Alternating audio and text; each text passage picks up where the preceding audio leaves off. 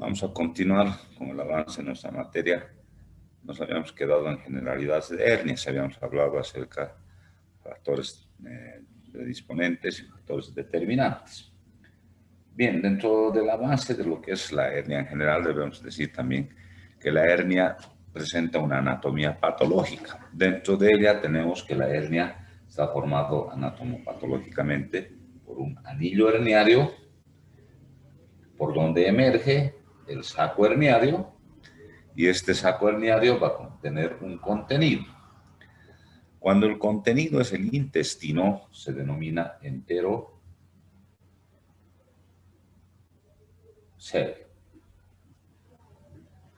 Si el contenido de esto es el epiplon, será epiplocele.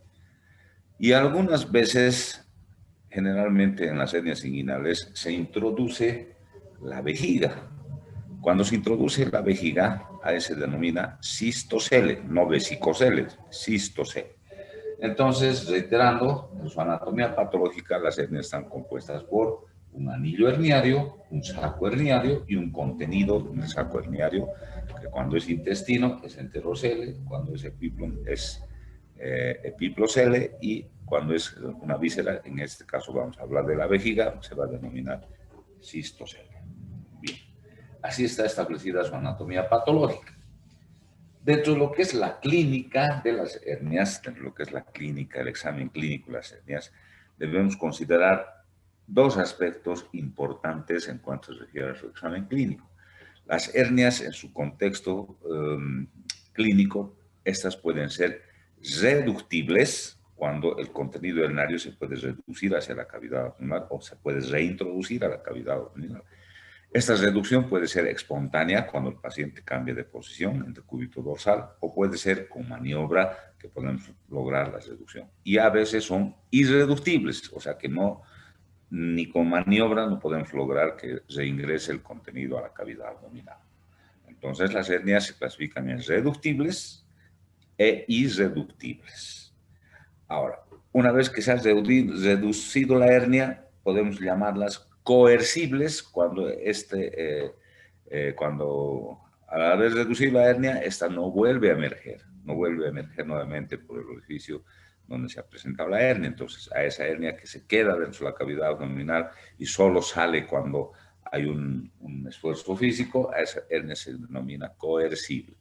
Cuando esa hernia entra y se vuelve a salir sin ningún tipo de maniobra, a eso se llama hernia incoercible. Entonces puede ser coercible cuando se queda el contenido en la cavidad abdominal e incoercible cuando vuelve a salir en forma espontánea.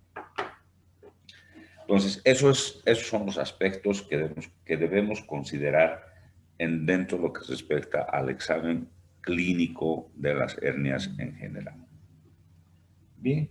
En ese contexto de la clínica, de la anatomía patológica, los factores predisponentes determinantes, nosotros ahora vamos a empezar a enfocar la hernia inguinal. La hernia inguinal, como su nombre indica, se produce en el conducto inguinal. Esta hernia es una de las hernias más frecuentes, sobre todo en el varón. En el varón es mucho más frecuente que en la mujer. Para el estudio de las hernias, como les decía en principio, debemos conocer el mapa donde nosotros vamos a observar y vamos a poner soluciones al tema de hernia, en este caso la hernia inguinal. Y para ello debemos hacer un repaso anatómico de lo que es el conducto inguinal. Bueno, el conducto inguinal es, si nosotros tenemos así, el conducto inguinal se encuentra en la parte inferior del abdomen, en la parte inferior del abdomen. Tiene una dirección de arriba hacia abajo, de atrás adelante y de fuera hacia adentro. Entonces, contextuando nuevamente, tenemos que el conducto inguinal viene de arriba hacia abajo, viene de atrás adelante, viene de fuera hacia adentro en su contexto total. ¿Sí? Entonces, esa es la constitución de cómo está, en qué situación se encuentra el conducto inguinal. Una vez conocido el conducto inguinal de esa forma, debemos decir que el conducto inguinal para la parte quirúrgica, para el estudio quirúrgico, tiene dos paredes, una pared anterior y una pared posterior. La pared anterior está formada por el músculo, perdón, por la piel, tejido celular subcutáneo. Aquí se encuentra un elemento importante en el tejido celular subcutáneo que se considera, o sea, que debemos respetarlo cuando hacemos cirugía en lo posible, porque muchas veces no lo vemos, a veces es el nervio abdominocutáneo, que es el que da sensibilidad a la región abdominal que estamos estudiando. Por debajo del tejido celular subcutáneo se encuentra la aponeurosis del músculo oblicuo mayor. Por debajo está el músculo oblicuo mayor. Entonces, tenemos su aponeurosis y el oblicuo mayor. Por debajo está el oblicuo menor y el músculo transverso, que en su conjunto constituyen el tendón conjunto, redundando. Entonces, tenemos la aponeurosis del oblicuo mayor, el oblicuo menor por debajo, el transverso por debajo, que constituyen entre estos dos músculos lo que conocemos como el músculo, perdón, como el tendón conjunto. Esa es la pared anterior del conducto inguinal. La pared posterior en su totalidad está compuesta por la fascia transversalis. La fascia transversalis, que en la parte externa o superior, o profunda si quieren llamarle, está reforzada, esta fascia transversalis, por el ligamento de Henle, y el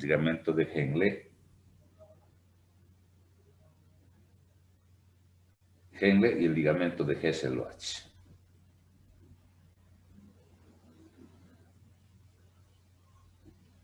Entonces tenemos la parte de la fascia transversal en la parte superior e interna, está reforzada por el ligamento de Henle y el ligamento de Hesselbach, esta parte. Y en la parte inferior, en la parte interna o superficial, está reforzada en su parte posterior por el ligamento de Cooper, Bien, pero también esta pared posterior del conducto inguinal se divide en tres fositas, Por la arteria, está dividido por la arteria umbilical obliterada y por la arteria epigástrica. Entonces se constituyen tres fositas, una fosita externa, una media y una interna. Si se dan cuenta, esta fosita interna, la fosita externa o superior, está reforzada por estos dos ligamentos. La fosita interna está solamente con el ligamento de Cooper y la fosita media no tiene ningún refuerzo. ¿Por qué razón? Porque no hay otro elemento que refuerce. Por tanto, esta es la zona de mayor debilidad de la pared posterior del conducto inguinal. En la parte más inferior, si nosotros abrimos la pared, observamos la pared posterior, en la parte más inferior se encuentra la arcada crural. La arcada crural, que es el reflejo de la aponeurosis del músculo oblicuo mayor. Entonces tenemos la parte más inferior, hacia afuera, tenemos así hacia adentro, tenemos la arcada crural, que no es más que el reflejo de la aponeurosis del oblicuo mayor, que está reforzada en su parte más posterior por el ligamento de Thompson.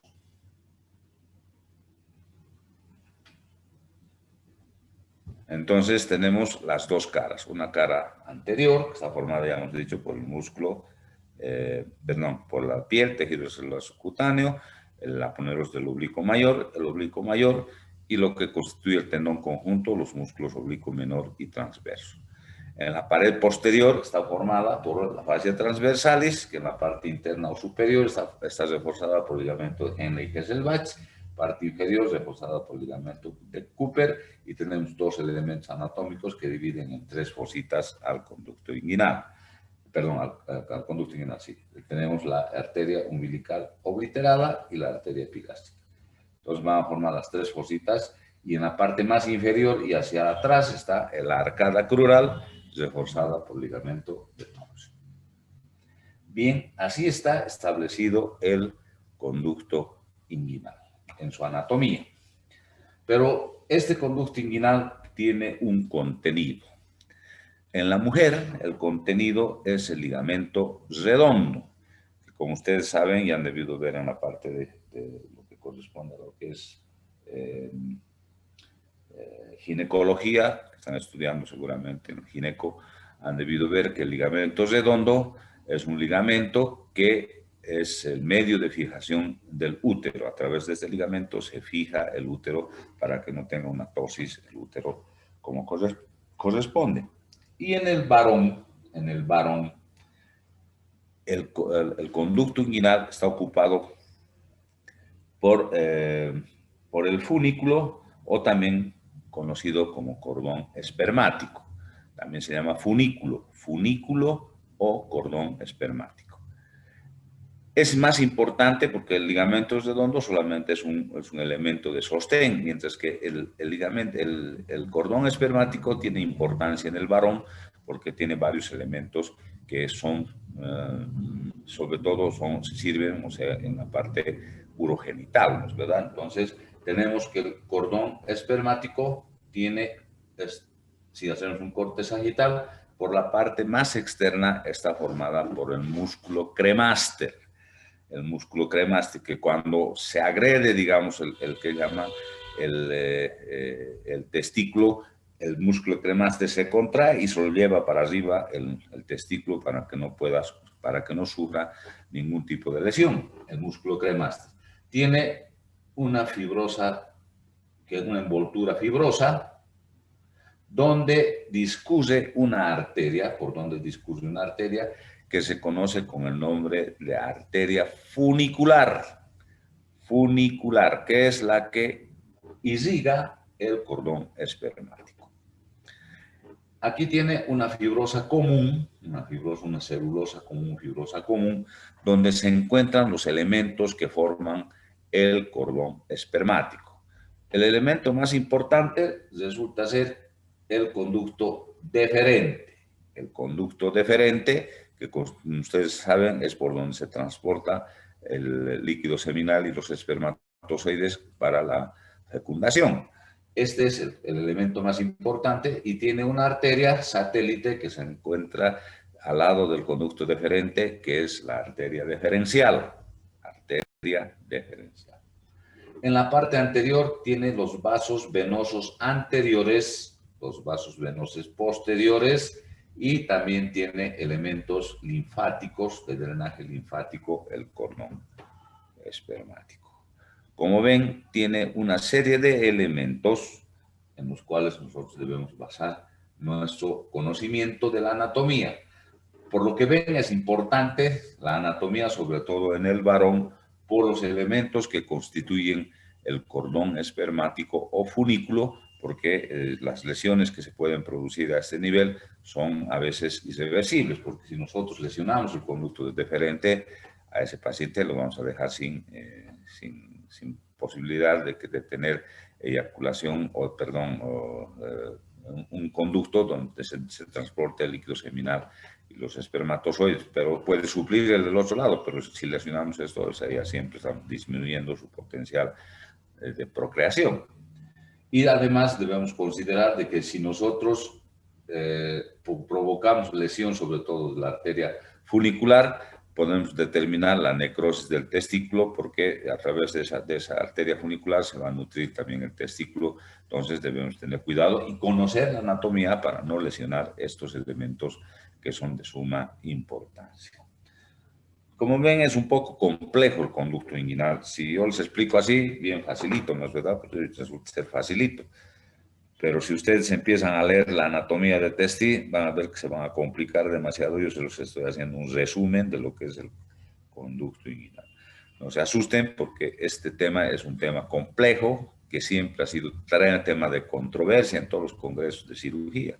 Cuando se trata el tema de las hernias, sobre todo la inguinal, es un tema de controversia. Yo cuando era estudiante, igual que ustedes, yo este tema lo he llevado cuando tema hernia en el tercer curso, en sexto semestre, con la materia de técnica quirúrgica. Y aprender hernia era lapidario para todos mis compañeros, para mí, porque nosotros dábamos exámenes orales, entonces con bolos. Cuando sacábamos el bolo 35, que era el bolo hernias, teníamos que retirarnos del tribunal, porque dábamos con tribunal, porque difícilmente podíamos pasar de hernias por el tema de la anatomía, porque nos exigían demasiado. Después he llegado a la materia de cirugía de abdomen. Me han enseñado hernias y no he aprendido nada, porque he aprendido de memoria porque no entendía nada, no se entendía nada. He llegado a internado, en internado me he operado hernias con mis jefes y demás cosas, me explicaban, ahí está la hernia, no sé qué, no entendía nada. Recién he empezado a comprender la hernia cuando he hecho mi residencia porque me lo han explicado en forma más pausada, me han indicado qué elementos, todos los elementos me han mostrado y recién aprendí y me he dado cuenta que la hernia inguinal resulta ser un tema sencillo, como se lo estoy explicando ahora en relación a lo que es la anatomía, porque la base de la presentación herniaria va a estar en base a lo que es la anatomía en general. Si nosotros aprendemos bien la anatomía, fácil vamos a comprender lo que es la hernia inguinal. Entonces, como les decía al principio, tema avanzado, tema leído tiene que ser por ustedes porque después se van a complicar. Como están viendo, han aparecido ya nombres, ¿no es verdad? Ligamento de Hesselbach, de Henle, Cooper, ligamento de Thompson, todo el nervio abdominocutáneo, todos esos elementos anatómicos que han empezado a aparecer en la explicación de lo que es el conducto inguinal y la presentación de las hernias en general. Si tienen alguna duda, pueden preguntar. Abran sus micrófonos.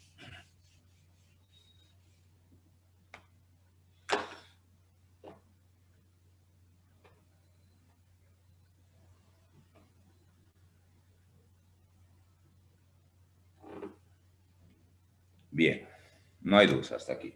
Entonces decíamos que está formado así el conducto inguinal, pero también tiene dos anillos el conducto inguinal. Un anillo que es externo o profundo, el anillo inguinal externo o profundo, orificio inguinal profundo o externo, porque está en la parte externa del cuerpo, y el anillo inguinal superficial o interno. El anillo inguinal profundo o externo está formado por encima, o sea, un arco superior, que está formado por el tendón conjunto, el arco superior, el tendón conjunto. Y la parte posterior, o sea, la parte inferior, el arco posterior e inferior, está formado por el ligamento de Henle y el ligamento de Hesselbach. El orificio inguinal superficial, si nosotros tenemos la aponeurosis que está cerrada del oblicuo mayor, se abre en la parte inferior en tres haces, la aponeurosis del oblicuo mayor, que forman un pilar externo, un pilar posterior y un pilar interno, reforzados en la parte inferior por el ligamento de Cooper y por las fibras musculares arciformes. Entonces, de esta forma está formado el que se llama el orificio inguinal superficial. Entonces, tenemos la aponeurosis del oblicuo mayor, tenemos que se divide en tres haces, esta aponeurosis, formando el pilar externo, el pilar posterior y el pilar interno, reforzado en la parte inferior por el ligamento de Cooper y las fibras arciformes, que son fibras musculares. Así están establecidos los dos orificios del conducto inguinal. Bien, si tienen alguna duda, pueden abrir sus micrófonos. Nos vamos a quedar en esta parte de la explicación para ir, como les decía siempre, juntitos los tres grupos.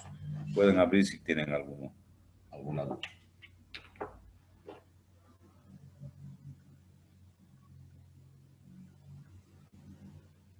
Doctor, buenas tardes. Un favor, ¿podría volver a repetir cómo está conformada la pared anterior, por favor?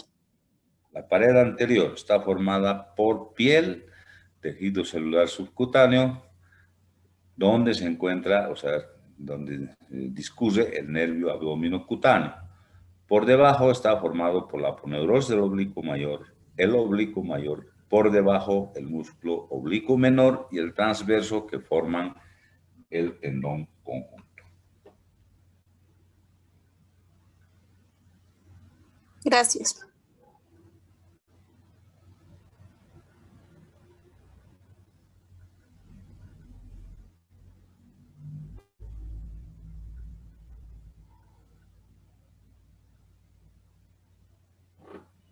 Bien, si no hay más dudas, nos vemos el próximo lunes. Buenas tardes, jóvenes. Gracias, doctor. Hasta luego. Hasta luego, doctor. Hasta luego, doctor.